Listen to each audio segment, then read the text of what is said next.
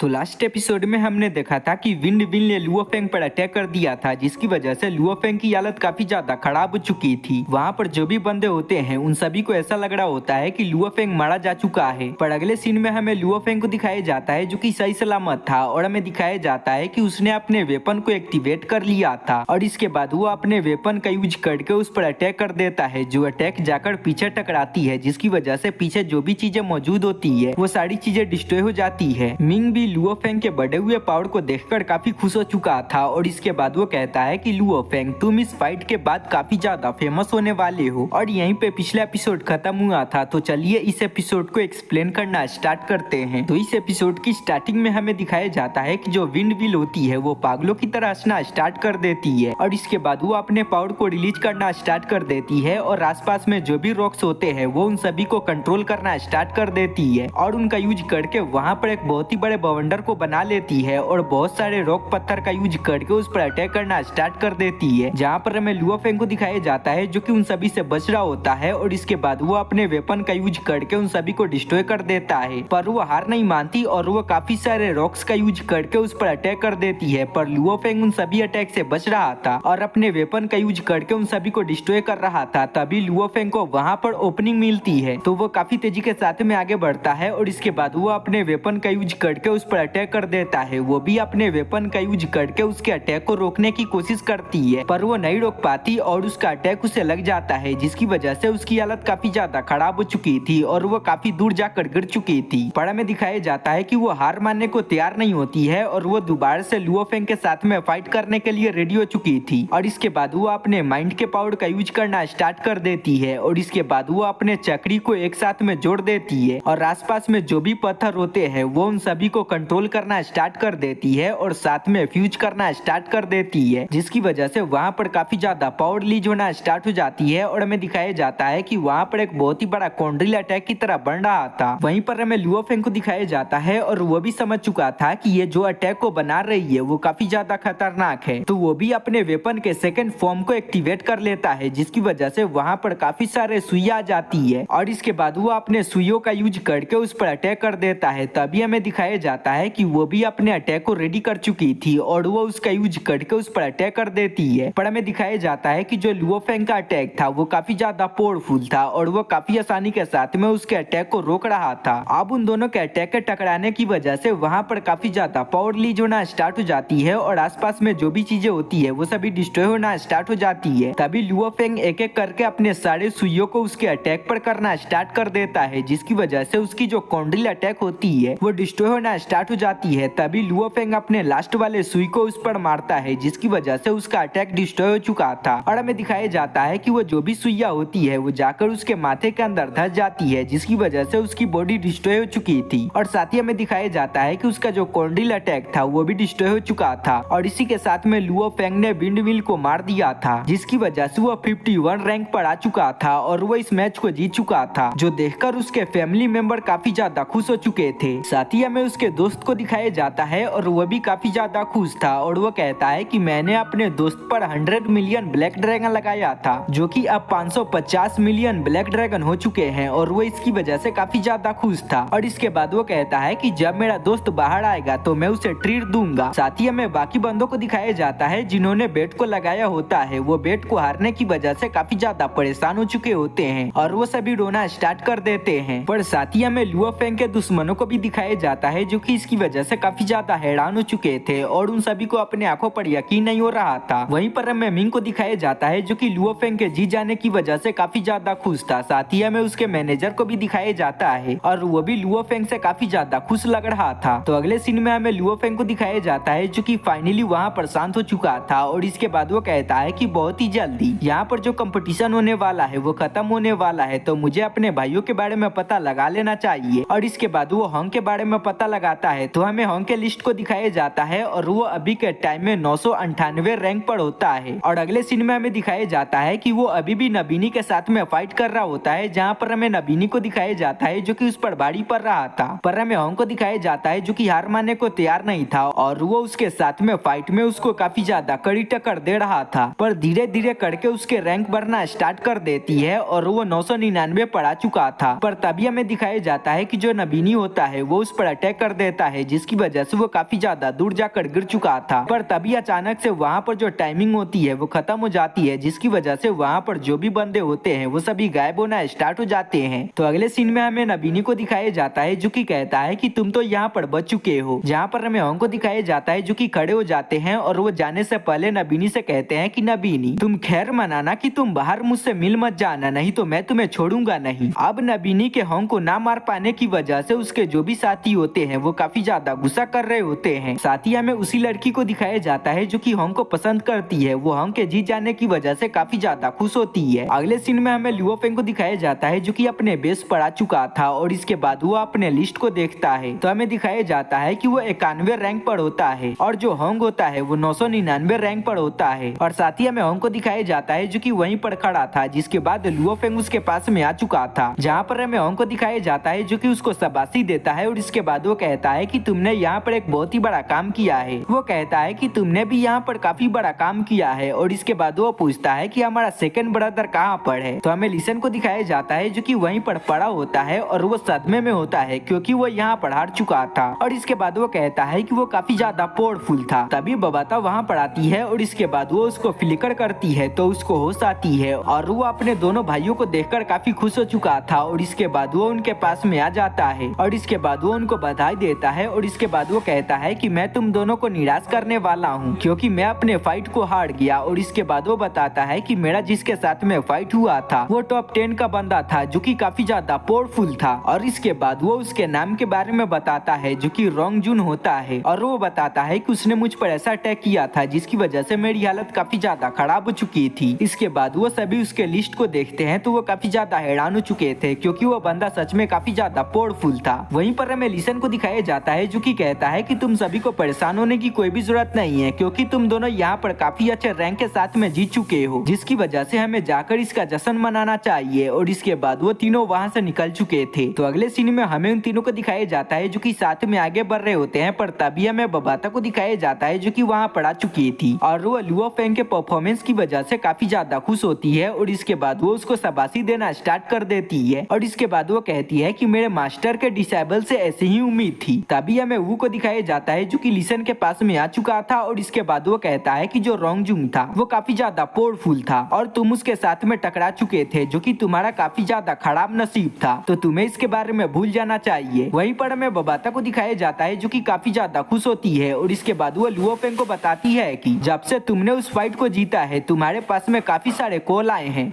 400 plus तुम्हारे पास में call आए हैं और 800 प्लस तुम्हारे पास में ईमेल आए हैं। और इसके बाद वो कहती है कि लगता है कि वो सारे बंदे तुम्हारे साथ में कोलैब करना चाहते हैं और वो सभी तुम्हें खुश करना चाहते हैं। जहाँ पर हमें लुओ फेंग को दिखाया जाता है जो कि इन सभी चीजों की वजह से काफी ज्यादा हैरान हो चुका था और उसको अपने कानों पर यकीन नहीं हो रहा था। और इसके बाद वो सभी वहाँ से जाना स्टार्ट कर देते हैं और इसी के साथ में ये एपिसोड यहीं पे खत्म हो जाता है।